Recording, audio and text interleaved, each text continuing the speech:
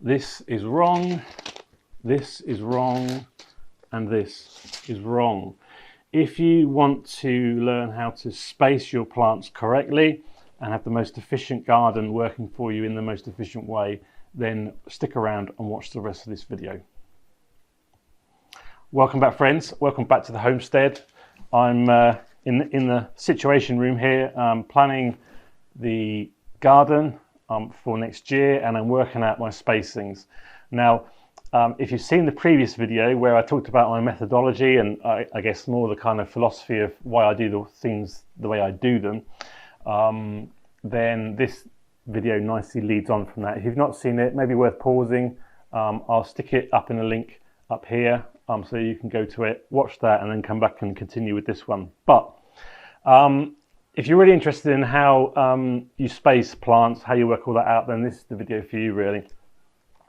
So the first thing you need to do, as I alluded to in the beginning, is to ignore what it says on the seed packets, and I'll tell you why a bit later on. My approach is everything is to do with gridding, and it's quite, I guess, systematic, mathematical. Very briefly, if you don't know the backstory, I came to Latvia, or we came as a family, and I had no gardening experience at all. I watched how it was done for a year, decided it just didn't feel right, it didn't feel very efficient, and I researched and worked out a better way of doing it, and then I came up with this market gardening approach, and then specifically, that was more to do with the beds, but specifically how to efficiently space all the plants and everything, all the seedlings, all the seeds. And this is kind of working through my approach and explaining it to you. It is pretty simple, actually, and particularly once you've got it, you've done it once, then repeating it year after year, it just is in the back of your mind already. So initially it might need a little bit of planning, but you get used to that. So, and it's pretty cheap as well, actually. It doesn't require, thousands of pounds of tools and things like that. So there's three types of seeds, three ways of approaching how we sow those seeds, and that's transplants, direct sowing, and then there's kind of either way, seeds that lend themselves to either way, with some caveats which I'll explain. So first of all, direct sowing, things like carrots. There are seeds that you can only direct sow, things like carrots, parsnips.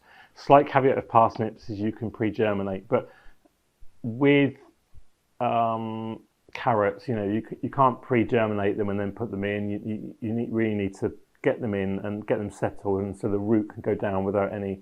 You can't transplant those in because the root will just fork and not work as a carrot. So carrots have to be direct sown, and I've been playing about with those in terms of how close the spacing is over the previous years. Of course, you can sow them densely in, and then you can pick them out, and they will give you some early harvests of carrots as well. So that's kind of a bonus of direct sowing.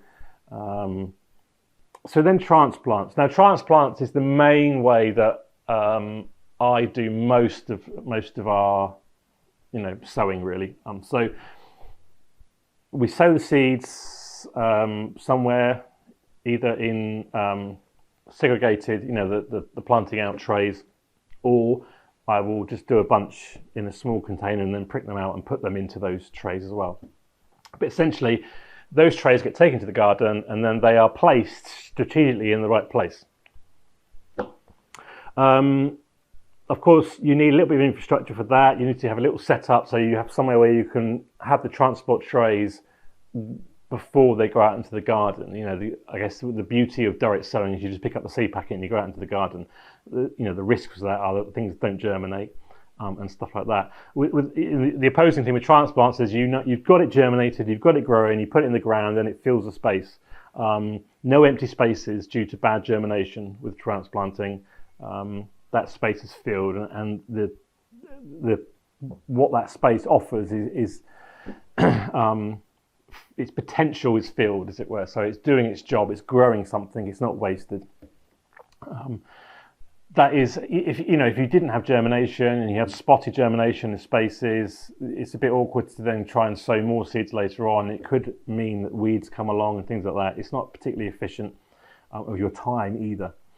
And one other thing with transplants is that you can have them waiting in the wings for a succession. If you want really efficient use of the garden, particularly here where we have short seasons, as soon as something comes out and there's time, we want to put something back in to grow in the last, final succession. So you can germinate into a tray, you can grow the transplant whilst the other vegetable is already growing in the ground, waiting for harvest. As soon as it's harvested, the bed is prepared, transplants go back in, and you get another succession of crops, autumnal crops or whatever.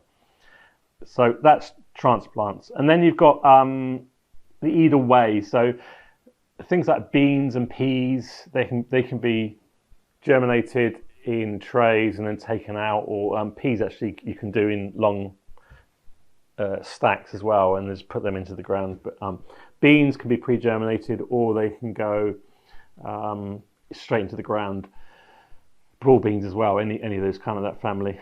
Broad beans, to be honest, we always direct sow, and normal bush beans, and I do pre-germinate or transplant runner beans, again to be able to maximise the season, because they're continuous in their cropping. They're called pulpas here, flower beans, but we call them runner beans in English. But what I do is fail safes with the direct sowing. So at the end of the bed, when I sow all the beans in a bed, I then put 4 or 5 or maybe more at the end of the bed close together, so they germinate as a group. And that means that if there are any spaces throughout the bed, I can just pick one of those out and put them in the space, and they're all grown at the same time. And it makes sure that the bed is used as efficiently as possible. Top tip there. Of course, with the other way to do either or is to multi-sow, to guarantee kind of something growing in the spot. So things like turnips and radish, you can direct sow, and you just sow lots, and then you can prick them out really. Radish I tend to do in clumps of 4 or 5. The same with turnips, 3 or 4 or 5. And that way I'm pretty guaranteed that something will grow in each spot. I did do some direct sowing of turnips last year, and it worked out fine. Some places only had 2, not ideal. Most places had 4 or 5 turnips, and you can always pick one out to move room for other ones. If you're not familiar with multi-sow and you think, oh my word, I don't think you can do it, then you can. Plants do like to multi-sow together. A lot of things: onions, beetroot, turnips, leeks, things like that. They can all be multi-sown together in clumps, and they seem to do better for it. Obviously, if you're interested in growing mammoth, big specimen of vegetables, then they need a single sowing. And some of the bigger onions like Exhibition and Globo, I will single sow those, but regular onions from seed, I will multi-sow. The starter onion sets we single sow as well, but they could be multi-sown. So that's either way. Okay, so that's talking about the different types of ways of growing. If you may be familiar with that already, but I guess the difference is the next stage, what I do. So why are the seed packs wrong? Let's just look at that. If we look at these at the back of any seed packet, you'll get spacing directions. Invariably, they are not in a square. They're more of a rectangle. The width is always wider than the distance between the plants in the row. Traditionally, the reason for that is nothing other than machinery. It's to get the width right for the machinery rolls to go down without crushing plants. So they would have to plant them in wider rows. If you think about it logically, there's absolutely no reason why a plant needs more space sideways as it does long ways. Most plants, or all plants, pretty much grow in a circle when you look down bird's eye view. So they're equal in their width as they are their length. When we're talking about in rows, obviously things like pumpkins and stuff like that kind of grow all over the place, but slightly different. But for most things, you know, alliums, brassicas, the spinaches, which is I forget the name of the family for those, but amaranth family. They all, you know, they're all growing in a circle, aren't they? When you look down at them. So there's no reason to have a wider row than a longer row. So bear that in mind. We're looking at squares. We need to divide the rows, your plots or your beds, into squares, and think about each one of those squares occupying something in it. It's then a case of working out what's the preferred area for each type of vegetable you're growing. So when looking at the packets, you can either choose to only take the smaller width, the smaller of the two dimensions, be it the width or the length, and use that, or do some research, or use, you know, on the internet, look at photos of how things grow, make a decision, look at videos. If it's your first time, if it's not your first time, you've got experience of width. So for you know, example, my onions I grow in 5 rows across a 75 centimeter bed. So that's roughly 12, 13 with some edging, about 12, 13 centimeters in between each onion. It's about as tight as it can go, 5. So I mean, brassicas obviously need a lot more space. Brassicas I do about 40 centimeters, and I'll show you how I measure that out. I don't use any strings, I don't use any measuring tapes or anything like that. I don't need to, and I'll show you how that works in a minute. Yeah, so brassicas probably need the greatest space. Of those, probably sprouts need the greatest space in between the plants. But most of my stuff is on 3, 4, 5 rows. Salads, 3 rows within a bed. Beetroots, 4 rows, multi-sown, 5 rows on a singular sowing. Onions, 5 or 4 if they're specimen bigger onions. So yeah, I mean, as you can hear, I know all these off the top of my head. I know the spacings, and I do experiment as well over the years. So for example, carrots I used to do 6 rows, I now do 5 rows because I realise I need a bit more space, and that's perfect. The other way round, broad beans, for example, or field beans as you might know them as, tulkapulpus here in Latvia, pig beans. I used to sow those 3 rows on a 75 centimetre bed, but last year I did an experiment with 4 rows and they worked fine. The harvest was no different. So this year I will be sowing broad beans 4 rows, and that's, you know, that means I've got an extra row within the same bed, more efficiency, greater yield, better harvest, more to eat. So how do I do all this? How do I get the spacing right without any strings, without any measuring equipment, traditional measuring equipment? What I do, and I have used these in a previous video, shown in a previous video, is when I first got here, I built my own tools to make all this work. And one of the tools that I made was a long, like a broom, I guess you call it, a broom with a broom head, but no bristles. And then there's these plates, and these plates can be used in 2 ways. So with these holes here, and here, with a bolt and a wing nut, you can fix these plates to that device, the broom head, if you want to call it that, and then drag it along the bed, and it will give you 3 rows.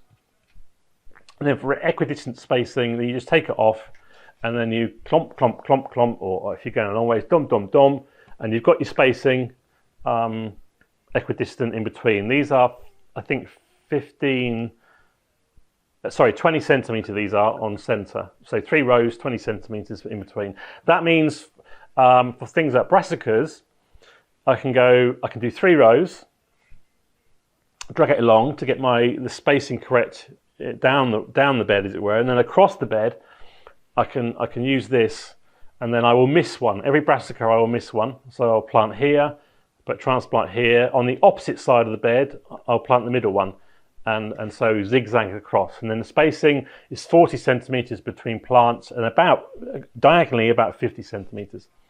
That works really well for brassicas.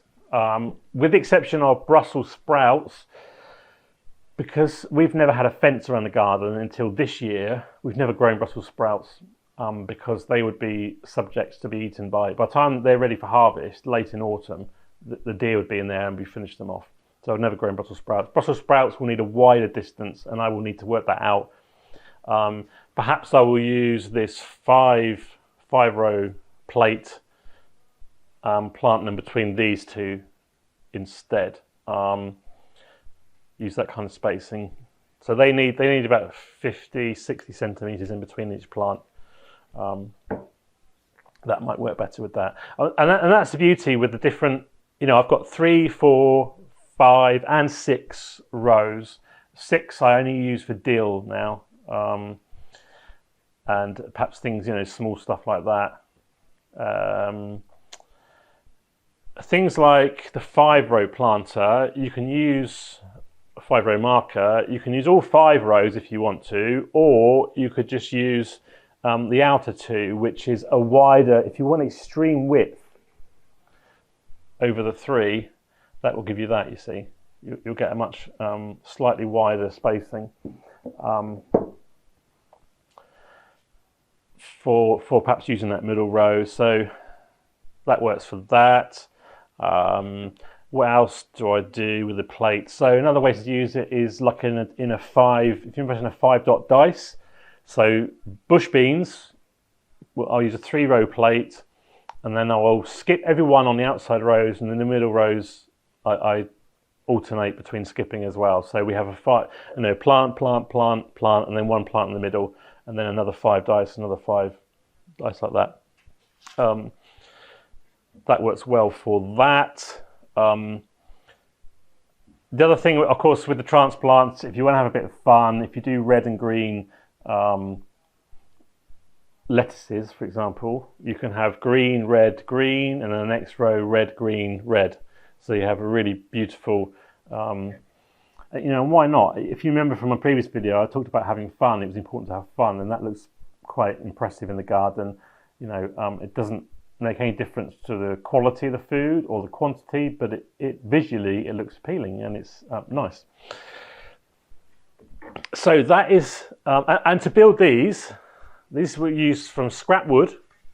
So effectively cost me nothing other than a few screws and a bit of glue and a few nails. This is now their 4th year of being used. They're not preserved. I've got no chemicals on them, preservation like that. I try to always take them out, put them back, keep them dry. They don't get that wet when they're in use. So they're not really subject to any rot. And I'll get a good few years out of these, no problem at all. And I could do some other plates with some more interesting spacings as well, if I wanted to. So the cost is, a handle and some scrap wood and some nails and screws, probably a tenner. And even if you had to buy the wood as well, obviously some time to make it, but if you had to buy the wood, 20 euros, £20 at the most, I would have thought, if that.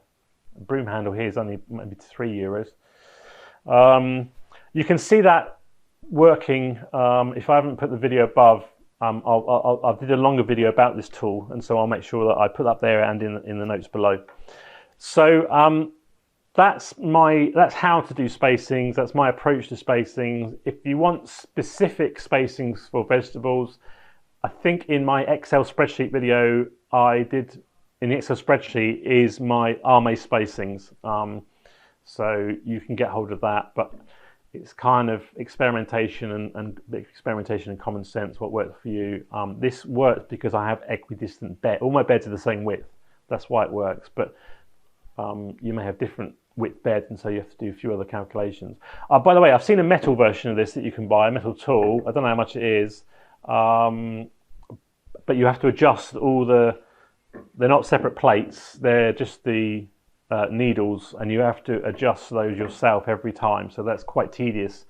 With the swap out plates, which takes 10 seconds to swap the plate over, that's it, done. So I think this is much more efficient, and I've not seen anything like it on the market. And if someone wants to go and make it, then brilliant, but this is where you heard it first. So there we are. There's spacings, how to do spacings, all part of planning your garden. Thanks so much for watching. If you found the video of use, then you'll find many of our other videos equally of use, I'm sure. Do give us a thumbs up. and consider subscribing if you're not already subscribed. Thanks again for watching. I will see you in another video very soon. Bye for now.